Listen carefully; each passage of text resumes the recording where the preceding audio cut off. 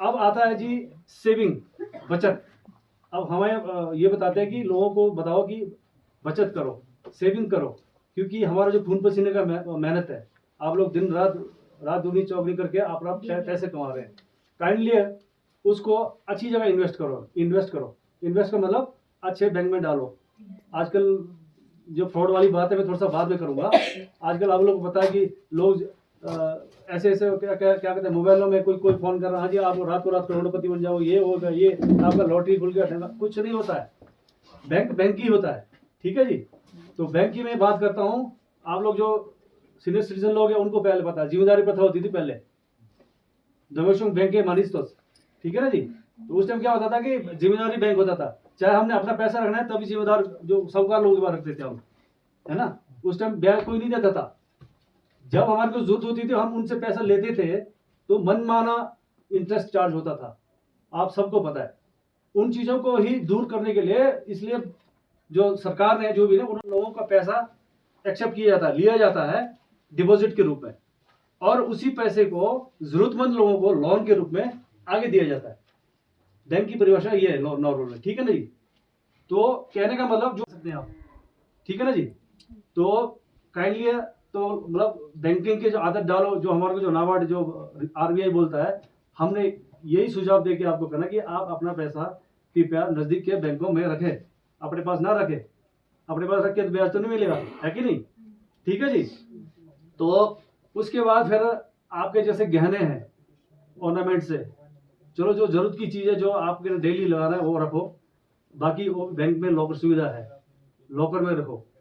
हम थोड़ी देर पहले वही बात कर रहे थे, कल को कुछ मकान में आग लग गया, कोई चोरी हो गया, है ना, कोई त्रासदी हो गया, कोई बाढ़ आ गया, बिजली गिर गया, अब हमने सारा चीज वही रखा होगा तो बाद में हमारा कुछ भी नहीं होगा हमारे पास।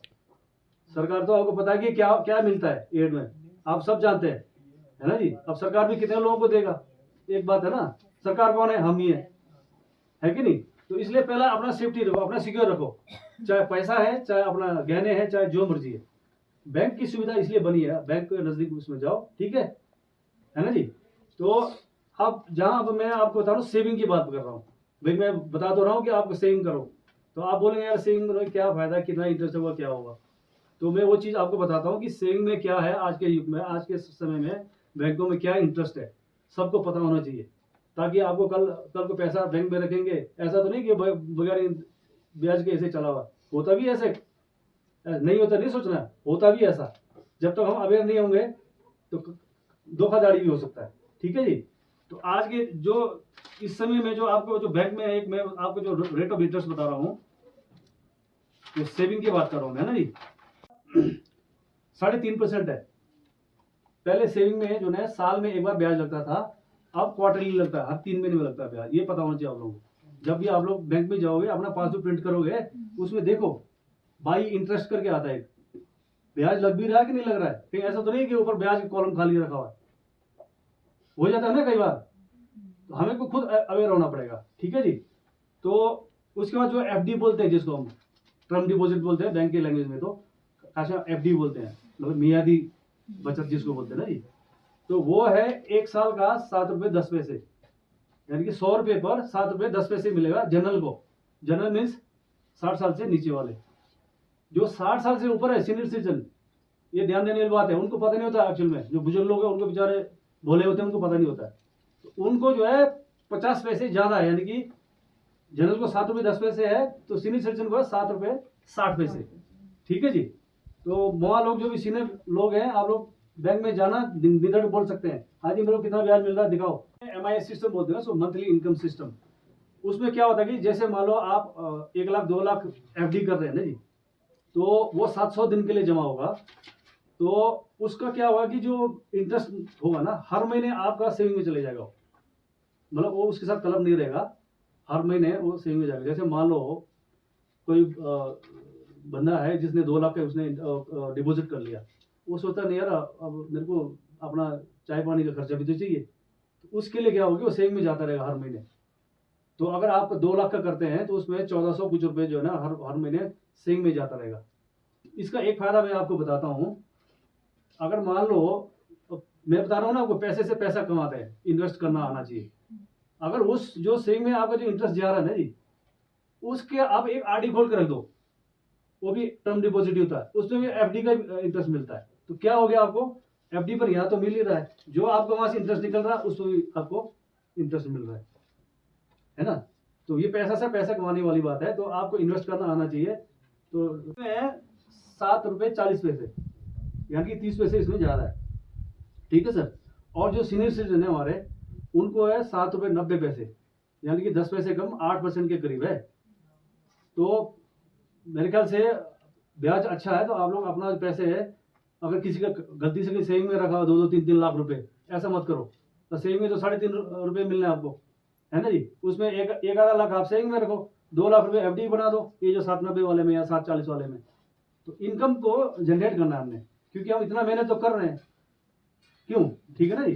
तो ये है आपका सेविंग का, मैंने आपको बता दिया सेविंग कैसे करना है, ठीक है। और उसका रेट ऑफ इंटरेस्ट ये है, ठीक है ना जी। सेविंग पे डिपॉजिट तो देती है। अब ऐसा नहीं है कि हम जैसे जरूरतमंद भी है, हमें लोन भी चाहिए होता है, कोई खेती बाड़ी करना है, या कोई मकान बनाना है, या कोई बच्चों को पढ़ाना है, या कोई बिजनेस करना है, तो लोन की क्या क्या सुविधा है, मैं आपको वो आपके साथ थोड़ा शेयर करना चाहता हूँ, ठीक है जी। शायद आप लोगों को पैम्पलेट सबने देख लिया, पकड़ लिया। आप सबसे पहला पेज में क्या, हाई डेंसिटी का जो कहने का मतलब, जो आप बगीचे बना रहे हैं ना जी, आप क्या है कि जो हमारा जो अब जो ट्रेंड, जो अब जो ट्रेडिशनल जो अपना जो आपका ये है जो रॉयल है, अब इसकी जो है ना प्रोडक्शन कम हो रहा है दिन प्रतिदिन, कुछ तो पेड़ ही सूख रहे हैं, है ना। तो आप क्या कि आप हमारे तो अभी तक इतना अवेयर नहीं है। शिमला डिस्ट्रिक्ट में जाओ, आज से 5 साल पहले ये हाई डेंसिटी का ट्रेंड शुरू हो गया हुआ, ठीक है सर।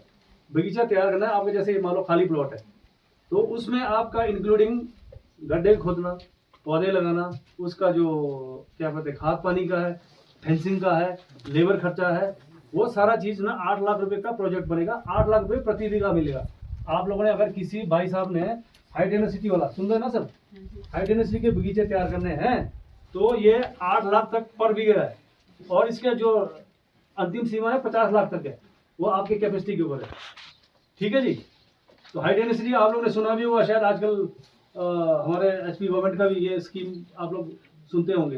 हाई डेंसिटी की तरफ ज़्यादा ध्यान है, क्योंकि अब हमारे जो मेन हमारे हिमाचल है, बोलो चाहे किन्नौर जो भी है, हमारा जो मेन अर्निंग क्रॉप है सेब है। तो अब जो पुराना जो ट्रेडिशनल जो हमारा जो क्या कहते हैं आपका जो रॉयल है, इसमें इतना आउटपुट नहीं आ रहा है। आउटपुट आ भी रहा है तो उसका रेट नहीं मिल रहा है। तो इसमें एक और एक मतलब फीचर्स क्या क्या है इसमें, ये टोटल 11 साल के लिए बनेगा जी, ये जो लोन बनेगा ना। तो 11 साल में क्या होगा, 4 साल तक आपको प्रीमियम नहीं देना होगा।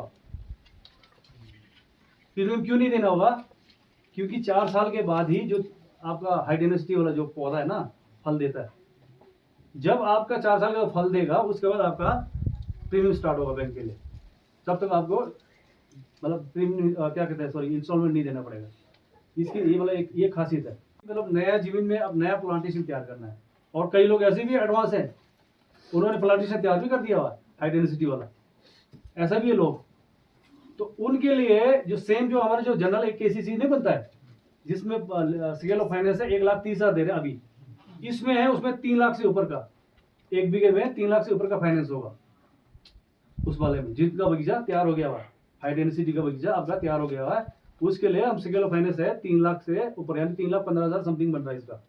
और उसमें भी सारे जो केसीसी की तरह इंटरेस्ट सबवेंशन भी मिलेगा, आपका इंश्योरेंस भी होगा, सारा चीज होगा, ठीक है सर। और उसके बाद फिर आपका ये 2 चीज हो गया। अब केसीसी तो आपको पता ही है ना, अब केसीसी का भी एक 30 लाख का इंश्योरेंस है।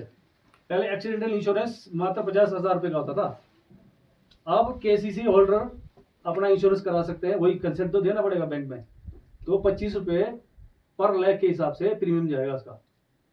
तो यानी कि जिसका 30 लाख का इंश्योरेंस है, 750 रुपए हर साल आपको प्रीमियम भेजना पड़ेगा, आपको कंसेंट देना पड़ेगा। और ब्रांच मैनेजर जिस भी बैंक के हैं, अपने आप हर साल जो है आपका प्रीमियम काटेगा और आगे इंश्योरेंस को